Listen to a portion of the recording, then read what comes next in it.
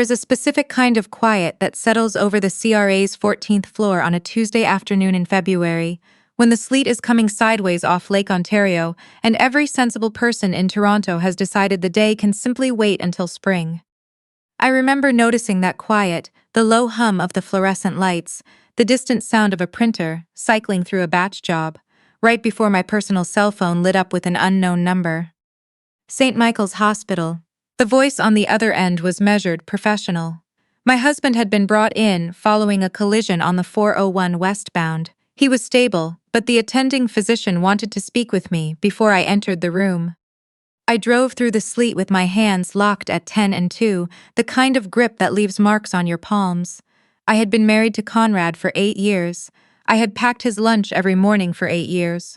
I had filed our tax returns together, helped him organize his RRSP contributions, gone with him to every winter gala his firm hosted at the Fairmont Royal York. 8 years of choosing him, every single day, and now I was on the Gardiner in freezing rain, not knowing if I would still have a husband at the end of the night. The physician met me outside the room. She was a compact woman with silver-streaked hair pulled tightly back, and she carried herself with the particular gravity of someone who had delivered difficult news so many times it had settled permanently into her posture. She placed a hand on my arm before I could reach for the door handle. "Mrs. Harwood," she said, using my married name in a way that felt suddenly strange, "there are some details about the accident you should be aware of before you go in." The police report she handed me confirmed Conrad's car had struck a transport truck on the highway just past the Mississauga border. His seatbelt had been unfastened. The impact analysis noted something that made the clinical language feel obscene.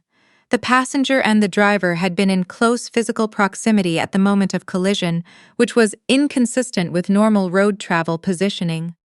I pushed open the door. Conrad was propped up on the hospital bed, a bandage taped across his left temple, his right arm in a sling. He looked smaller than he did at home, diminished somehow by the blue hospital gown and the antiseptic smell. I had taken one step toward him when I saw the woman sitting in the plastic chair beside his bed. My sister-in-law, Renata. She was 31 years old, 4 years younger than me, with highlighted hair that costs more than my bi-weekly grocery run. She had Conrad's navy peacoat draped over her shoulders because someone had apparently cut her blouse open during the initial examination. She was looking at the floor, though her jaw was set in a way that told me she had already decided how this conversation was going to go. "Elise," Conrad said, and his voice carried not guilt but irritation, like I had shown up somewhere I hadn't been invited. Renata looked up. She tucked a strand of hair behind her ear and I saw it, the smear of my husband's brand of chapstick on her lower lip, the exact kind he keeps in the cup holder of his car. The room tilted. My mother-in-law arrived 12 minutes later. I know it was 12 minutes because I had been standing in the corridor counting the overhead light panels, 7 from the elevator to the room, trying to keep myself from screaming in a public hospital. She came through the double doors at a half run, her cashmere coat still half-buttoned, and she walked straight past me without acknowledgement. She pushed the room door open, went directly to Renata, and pulled her into a tight, shaking embrace. My father-in-law came in behind her. He stopped when he saw me. "Conrad is asking for space right now," he said, as though I were a difficult neighbor who had knocked at an inconvenient hour. "This isn't the time for a scene, Elise." I said very carefully, "Your son was in a car accident with his sister. I am his wife. I am allowed to be here." My mother-in-law emerged from the room and closed the door behind her. The expression on her face was one I had seen at family dinners, at Christmas in their Oakville house. That very specific look she used when I brought up my job or expressed an opinion she hadn't pre-approved. "You pushed Conrad to work the hours he works," she said. "You prioritized your government career over making a proper home for him. Renata has always understood him in ways you never bothered to try." Before she could continue, my father-in-law stepped forward. He was a large man and he used his size the way some men do, not as aggression exactly, but as a reminder that it was available to him. He pointed toward the elevator. "Go home, Elise. Let us handle this. Whatever grievances you have with your marriage, you handle them quietly and privately. Not in a hospital hallway." I looked at the two of them, the mother who had spent 8 years treating me like an accessory to her son's life. The father who had never once asked what I actually did at work, because the answer had never seemed important to him. I did not go home. What I did instead was reach into my coat pocket and send a text. Colette picked up my message somewhere between her office on Bay Street and the hospital. She arrived 22 minutes later, looking exactly like what she is. A family law practitioner with 12 years of courtroom experience and a particular contempt for people who confuse inherited wealth with moral authority. She stopped in front of my mother-in-law and introduced herself by name and Law Society of Ontario registration number without being asked. "I'll need Conrad's personal effects," Colette said to the nurse at the station. "The police released them to the family. My client is his lawful spouse." My mother-in-law's hand shot out toward the sealed property bag the nurse retrieved. "Those are his private belongings." "Yes," Colette said pleasantly, "and her name is on his provincial health card, so." The bag contained Conrad's wallet, his keys, and his phone. The screen cracked from the impact, a spiderweb of broken glass across the lock screen. Colette held it by the edges and placed it in my hands. We stepped into the family waiting area at the end of the corridor. I unlocked the phone using the passcode I had always known, the year we got married. The WhatsApp thread was not labeled with a name, just a letter, R. I read it with the same detached precision I use when I'm working through a client's offshore filing discrepancy. The way you train yourself to extract the critical line from 40 pages of deliberately obscure language. The critical lines were not obscure. R had written, "I'm tired of sneaking around. The house is beautiful and it should be ours. She doesn't deserve any of it." Conrad had written back, "Stick to the timeline. After March, once Meridian is settled and the transfer clears, we move forward." R, "What about Nora?" "That is our daughter. She is 4 years old. She loves dinosaurs and hates shoes and has my mother's eyes, warm and dark and already inclined toward healthy skepticism about most things." Conrad had written, "I'll get sole custody. I've already spoken to someone about documenting her work behavior. They'll categorize it as obsessive destabilizing. Once we have a psychological evaluation on file, the courts default to me." R and the TFSA. Conrad scheduled the transfer for Tuesday morning. By the time she checks, it'll already be inside Meridian. There's nothing she can do once it clears. I placed the phone face down on my knee. My hands were not shaking. That surprised me, honestly. I pulled out my own phone and opened the RBC app. I navigated to the joint high-interest savings account, the TFSA we had been building together since the year we married.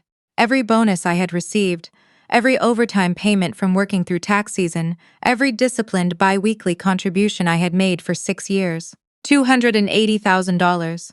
The patient accumulation of a decade of early mornings and late nights. The balance read 0. One transaction at the top of the history. An Interac e-transfer executed at 9:04 that morning, while I was sitting in my first team meeting of the day, to an account registered to Meridian Capital Holdings Inc., incorporated in British Columbia. I closed the app and looked out the waiting room window at the sleet. Conrad believed he had married an accountant, a government worker who sat at a desk and processed paperwork. He had said something to that effect at a firm dinner once, in the way people make self-deprecating jokes on behalf of their spouses. "She does numbers for people who can't do their own." Very civic-minded of her. Everyone had laughed politely. What Conrad had never asked in 8 years was what numbers, or whose files, or why the government-issued laptop I brought home occasionally had a security classification sticker on the lid.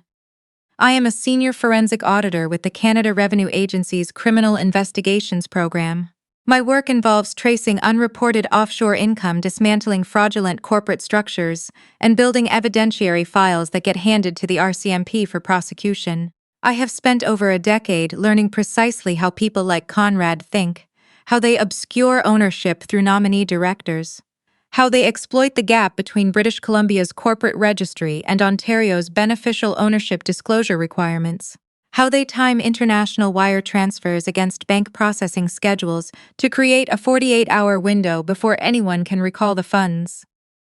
I walked back to the waiting area and found Colette. "I need 20 minutes, I said, "and I need something from my car." In the parking garage below St. Michael's, I unlocked my Subaru and pulled the reinforced case from the trunk. The one that stays with me because the files inside are encrypted to my biometrics and the CRA takes chain of custody seriously. The laptop inside bears the agency crest and connects directly to the CRA's integrated revenue enforcement system. corporate filings, beneficial ownership declarations, T4 records, international information returns. Everything that flows through the Canadian financial system, visible to people with the right clearance level. Conrad had spent months building what he thought was an impenetrable corporate structure. He had done it competently, by the standards of someone who is not a federal forensic investigator.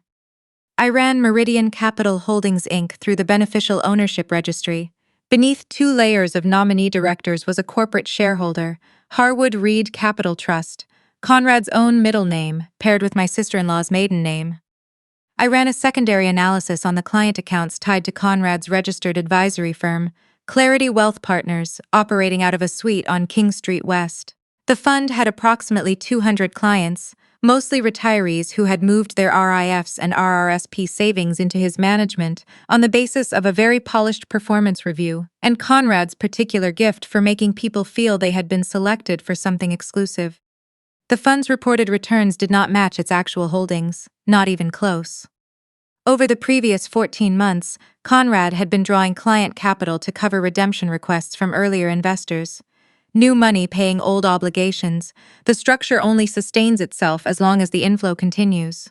His scheme had begun collapsing under its own weight, and my $280,000 had been a desperate attempt to buy another month.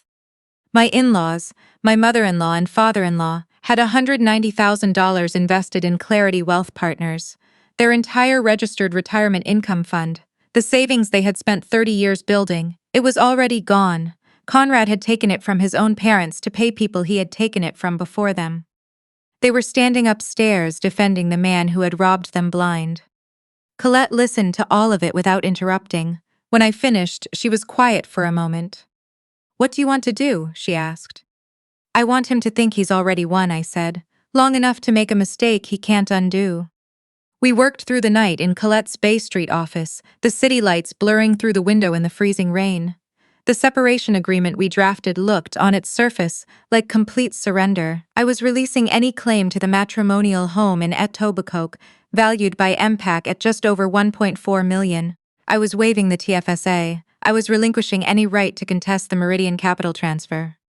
In exchange, I was asking for one thing: sole physical and legal custody of our daughter Nora. On page 4 of the agreement, drafted in the dense, compacted style that Conrad would skim straight through, was a clause confirming that the TFSA transfer to Meridian Capital Holdings had been executed unilaterally by Conrad, without my knowledge or authorization. Signing constituted a statutory declaration under the Ontario Evidence Act, a legally binding confession to theft of marital property. A second clause confirmed Conrad held sole and complete control over Meridian Capital Holdings Inc. and all affiliated trusts. I sent a message to a woman named Beverly the following morning, a mutual acquaintance from the neighborhood who is constitutionally incapable of keeping information to herself. I made my message sound frightened. "Bev, please don't tell anyone, but Conrad's lawyers served me this morning. They're using my work schedule in the custody evaluation. I don't have money for a long fight. I just want to keep Nora. I'll give him whatever he asks." Within the hour, Beverly had forwarded it to Renata. I watched the read receipt appear. Conrad signed the separation agreement within 48 hours. His own lawyer had asked to review it in full. Conrad overruled him. He was too busy being certain. His initials on page 4 were barely legible, 2 slashes through the ink, the penmanship of a man who was already mentally redecorating. What Conrad didn't know was this. 3 years ago, while working a file involving a collapsed residential developer in Mississauga, I had acquired a dormant shelf company from the estate of a bankrupt client. I paid the administrative fee to keep it active, registered in Ontario, with myself listed as sole director. I maintained it out of professional habit. The annual filing fee was $94. I paid it every year without thinking much about it. The company was called Clearwater Holdings Limited. When Conrad went searching for a shell company to receive the title transfer of our matrimonial home, to shield the asset from me in the anticipated divorce, he contacted a corporate broker who dealt in off-the-shelf entities. The broker found a clean Ontario registration with no encumbrances. Conrad's lawyer processed the quitclaim deed without running a full beneficial ownership trace because Conrad had not told his lawyer the full picture and his lawyer had not pushed hard enough to find it. The deed to our Etobicoke home transferred from Conrad's name into Clearwater Holdings Limited, the company I had owned for 3 years. And by signing the separation agreement, Conrad had formally renounced any right to contest the ownership of any asset held by Clearwater Holdings Limited. He had signed the house back to me. He had signed the confession to the TFSA theft. He had done both of these things in 48 hours because he was so certain of his own victory that reading 40 pages of legal text had struck him as beneath the occasion.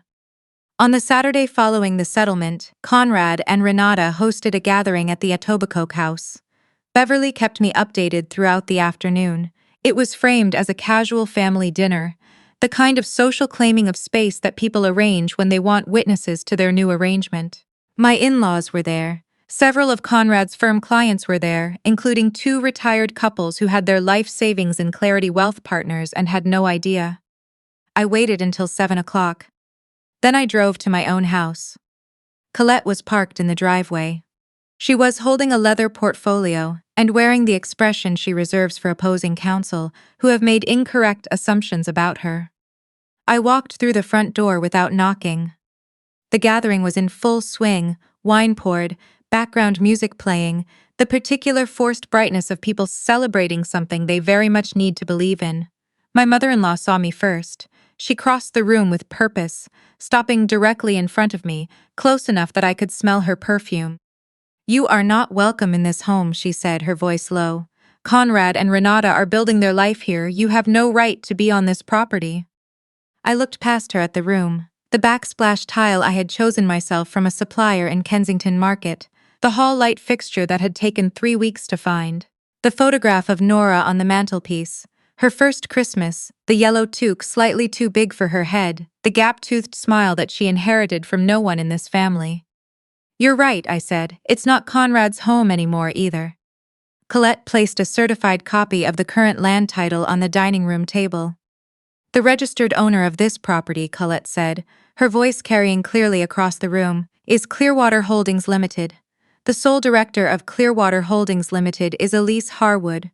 Conrad transferred the deed of this house into a dormant shell company that his wife has owned for 3 years." The silence had the particular texture of a room full of people simultaneously revising everything they thought they understood. Conrad was standing near the kitchen island. I watched the color drain from his face. "That's impossible," he said. "Richard checked the company. My lawyer verified the—" "Your lawyer ran a surface registry search," Colette said, producing another set of documents. "The beneficial ownership records require a deeper query. I have the articles of incorporation, the director registration, and the certified land title, all filed with the Ontario Land Registry Office. You signed the deed yourself, Conrad. You signed the separation agreement yourself. Both documents confirm you hold 0 equity in this property." Renata grabbed his arm. "Tell me she's wrong," she said. Her voice had gone thin and high. "Tell me we have the house." Conrad said nothing. His phone began to ring. He stared at the screen. The color that had drained from his face did not return. He answered, and his assistant's voice came through in a panicked stream. There were officers at the King Street office, a federal warrant.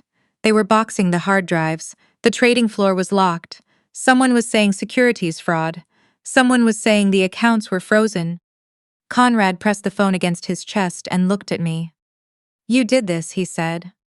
"You made it straightforward," I said. The RCMP financial crimes officers arrived at the house 14 minutes later, accompanied by 2 investigators from the Ontario Securities Commission. Conrad was arrested in the front hallway of his own gathering, in front of the clients whose retirement savings had quietly funded the last year of his life. Renata was intercepted at the back door. The charges included securities fraud under the Criminal Code of Canada, theft over $5,000, and money laundering under the Proceeds of Crime and Terrorist Financing Act.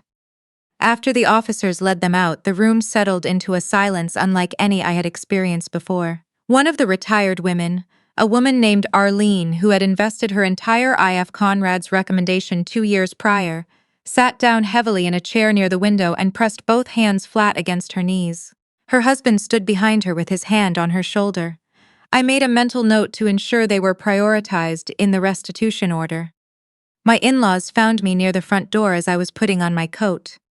My father-in-law looked like he had aged a decade in an evening. He stopped in front of me, and for the first time in 8 years, he did not attempt to fill the space between us with his own authority. Elise, he said, our retirement fund. Everything is in Conrad's firm. My mother-in-law was beside him. The composure she had maintained in the hospital corridor was gone entirely. She looked small in a way she never had before, and I understood in that moment that the woman who had spent 8 years dismissing me had always been running on borrowed confidence. Borrowed from Conrad, from money, from the appearance of a family that worked. "You're with the CRA," she said. "You could speak to someone. You could tell them we had no knowledge of the structure. You could separate our accounts from the fraud investigation." I buttoned my coat. "You told Conrad's lawyer that my work schedule was evidence of psychological instability," I said. "You called my career an embarrassment at every family dinner for 8 years. You stood in the hospital corridor and told me Conrad's choices were my fault. You watched them help him, and you helped them back." She started to speak, I continued. "I cannot intervene in an active RCMP investigation on behalf of investors in a fraudulent fund," I said. "That is not how the law functions, I'm sorry." I meant the last 2 words in a precise and limited way. I walked out of my house and into the February night. Nora was asleep at Colette's when I arrived, curled under the yellow blanket she carries everywhere, one sock on and one sock inexplicably missing, which is her preferred sleeping configuration. I stood in the doorway for a moment and just looked at her. 4 years old, loves dinosaurs, hates shoes, has her grandmother's eyes, my mother's, not Conrad's mother's, warm and dark, and already inclined to find the world slightly suspicious until proven otherwise. She was going to be fine. We were going to be fine. The legal process took the better part of a year, the way these things do. Conrad pleaded guilty to 3 counts of securities fraud and 1 count of theft of marital property. 6 years in a federal correctional institution, with a lifetime ban from operating any registered financial entity in Canada. Renata accepted a plea arrangement, 18 months with conditions. The Clarity Wealth Partners Fund was wound up under court supervision. Some clients recovered a portion of what they had lost. Not all of them, not enough. My in-laws moved into a rental unit in Scarborough. Beverly told me my mother-in-law had found part-time work. I found I didn't need to verify it. The Etobicoke house is ours now, Nora's and mine. I replanted the front yard in the spring. Conrad had installed ornamental gravel because he thought it looked architectural. I ripped it out and put in a raised bed where Nora grows tomatoes with the focused intensity of someone conducting a very serious experiment. She keeps a notebook, she draws diagrams of the plants. She is going to be a scientist or a forensic investigator or possibly both. Colette and I registered the partnership last April. Clearwater Forensic and Legal. We handle financial fraud cases within family law proceedings. There are more of them than people realize. People assume that because someone is family, the betrayal cannot be financial. People assume the person who shares their postal code and their registered accounts and their daughter's bedtime routine could not be constructing a quiet trap over the course of a year. They are frequently wrong. We help them understand what happened and what they can do about it. Our first client was Arlene, the woman who had sat down in my former living room on the night Conrad was arrested. She had recovered a partial amount through the restitution order. She wanted help protecting what remained. That felt like the right place to begin. People will tell you that family is the thing you are given, that blood is the foundation and you stay inside it regardless of what it costs you. I was told versions of this my entire marriage, mostly by people who used it as an argument for why I should keep giving and keep quiet. What I know now is that family is not inherited. It is chosen every morning by people who decide you are worth showing up for. Nora chose me from the moment she arrived, which I understand is not a fair example but remains my favorite one. Colette chose me when choosing me required driving across the city in freezing sleet. The clients who trust us with the wreckage of what someone they love did to them, they are choosing something new too. That is the only kind of family I have ever found worth keeping.